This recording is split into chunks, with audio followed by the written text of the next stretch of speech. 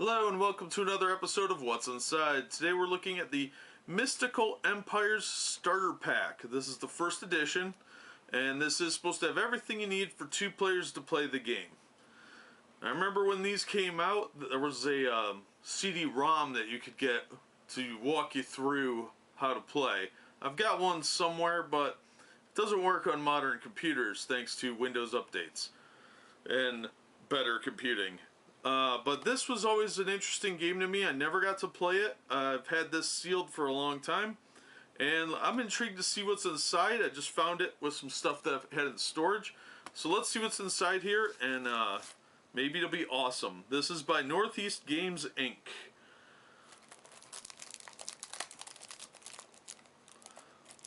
This is one of those early games that kind of came out during the big Magic craze, and tried to compete with Magic. It had kind of a following in my area, but not as much as was enough to sustain it, I don't think.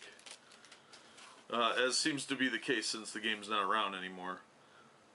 Yeah, this came out in about 2001, it looks like, to 2005. So 2005 being the latest date on there, it was probably when it came out. I thought it was older than that, though. Alright, so here's our deck, and it's got a booster pack inside, 10 card booster pack. Let's look at our rule books and stuff first.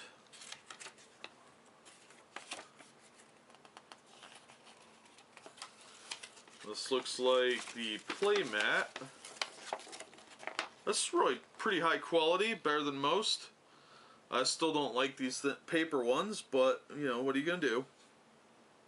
This is Mage Warfare, it says on it, and here's all your symbol keys and where your decks would go, your cards rather, in-play character, resource,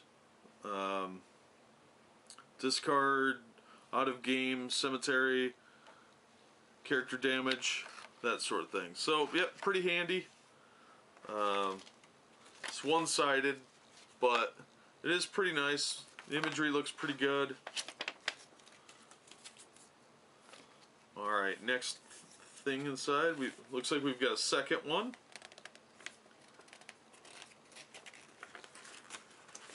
One for each player, obviously. This one's different. This is the Dark Union playmat, so it's got some undead stuff as opposed to the mages. So maybe you can see it here. Suppose the mage has got some different images, and otherwise it's, you know, all the key information is the same.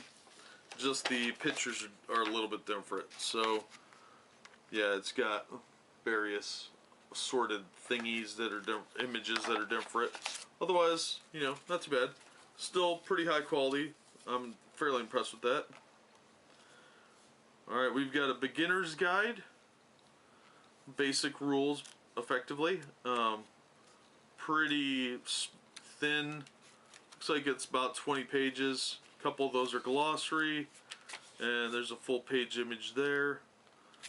So, not real rules heavy there. Pretty simplified. Then there's a comprehensive rules, which is obviously your more advanced rule book that more experienced players would want to use. And that's a little longer. It's got an index. Black and white images. Few different action things, looks like. It's only about 7 pages more. Yeah, 29 pages, sorry. But it looks like it's just more specific information, and it's got like a creature index or something going on. So handy, but probably I would stick with the basic rules, keep it simple so you can have more people to play with, maybe get some younger people to play. Alright, so let's get into the cards first before we get into the booster. So I think the booster's just there to help you modify the deck a little bit. I do like the back art. That's pretty nice. It's better than a lot of them get. Yeah, it's pretty weird looking. It's got like the dragony head that goes to this body, and then this head goes to this body. Whatever. Looks kind of cool. Looks like there's some sort of insert in here. This might be one of those semi-random decks. Do not open or shuffle the starter decks until the beginner's guide tells you to. Whoops! Alright, so first card we've got is a Builder Recruiter. Let's get this box out of the way. Then we've got a... what the heck? Bindaku? Some sort of undead. And then a Dwarven Carpenter. JoJo. He's coming from a busy day of reaping. We've got a Dark Tower. A Demonic Horn. Another JoJo. A Dwarven Miner. Dwarven Carpenter. Another Dwarven Miner. A Bat Zombie. A Builder Recruit. Breath Stealer. Another one. Another Bat Zombie. JoJo. Another Dwarven Miner. Another JoJo. Another Breath Stealer. A Staff of Bone. Dwarven Carpenter. A Dark Tower. A Demonic Horn. Another one of those sketchy undead guys. And Lord Sutraps. This is probably the divider between decks, so just a little white sheet of paper. Alright, now we've got an Exploding Sphere, a Lightning Bolt, a Morlock Debane, it's a dumb name, another Lightning Bolt, Bookworm Bilkins, a Morlock's Disciple, a Wizard Recruiter, Wizard's Apprentice, Lightning Bolt, Wizard's Apprentice, Cannon Fodder probably, Enlightened Mage, Ball Lightning, another Wizard's Apprentice, an Enlightened Mage, Morlock's Disciple. All the numbers are kind of small on these. I know you probably can't see them on the screen, but they've got real tiny little numbers. But there's this big empty box right here where some of this probably could have gone. Wizard's Apprentice. They could have at least made them larger and shortened the flavor text box, because most of this doesn't have relevant information. Bookworm Bilkins.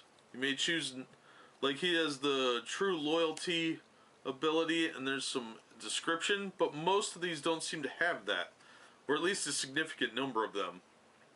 So it probably would have been smarter to make these bigger. That's just my opinion, I guess. Enlightened Mage. Another Enlightened Mage. Morlock's Disciple. Another Morlock's Disciple. A Wizard Recruiter. Lightning Bolt. Morlock Debane. And lastly we have a Lord Zycon. So that's the core deck for each player. We've got these guys that I just read, and then there's the undead stuff. So not bad. The art's kind of hit and miss, but Magic cards are kind of the same way in their early renditions. It looks pretty interesting. There's a lot of numbers here to go through though, so I don't know how complicated that would be. I think I would stick to the basic game, but I usually tend to. Let's see what's in our booster pack here. Our nice freshly sealed first edition Mystical Empires booster pack. If you got a bunch of these laying around, I'm about to make all yours more valuable. The booster packs are kind of hard to find. You can come across the starters fairly easily, but the boosters, not so much. And these seem like specifically built decks. I don't think these are random. I think the only random cards you get are this booster pack. This is what it looks like to me. I could be wrong, but I don't think I am. Alright, our first card is a Sacrificial Altar. What's this do? It's sacrifice a creature you control, remove X damage tokens from your character, where X is the health of the sacrificed creature. That's actually pretty good. Alright, we got Thandor's Tavern. We've got a Wandering Spirit. We've got a Dark Knight. Not Batman, more like a Death Knight kind of character. Bendahu's JoJo Factory, where he makes all them undead JoJos. A Decorated Knight. A Heat Wave. Oh, this is an effect. Health on all living targets is cut in half, rounded up. So that'd probably be good for those undead ones to have that in their deck. Master Mason. And we've got a Spiritual Revolt. 2 target spirits in play and within line of sight abandoned. That's pretty handy for the wizards. And we've got a Jared Firemonger. He counts as a rogue. And there's 3 different actions you can choose to take with him. So he's probably pretty handy to have. So that's what's in our booster pack. That would really seem to add to what I've seen of these cards. It looks like the game is probably, in my opinion, better played simplified if you're just learning, because the comprehensive rules is probably going to use all of these numbers, and that could get fairly complicated fairly quickly, I think. But that's just my initial impression. I haven't played this game, but I'm kind of intrigued to now. So I'm going to have to find somebody that'll play this one with me. It's got kind of a reputation for being a hard game, but I think that's because people are using the comprehensive rules. But that's what's inside the Mystical Empire starter pack. It's the 2-player starter. Everything you need to play for 2 people. So it's one of those games that's been around, and you hear about it every now and then from the older players. So I would be willing to check this out. I would recommend checking it out just for a different game experience. And it does have 2 levels of play with the novice and the comprehensive. So there is that too. But that's what's inside. Thanks for watching, and we'll see you next time.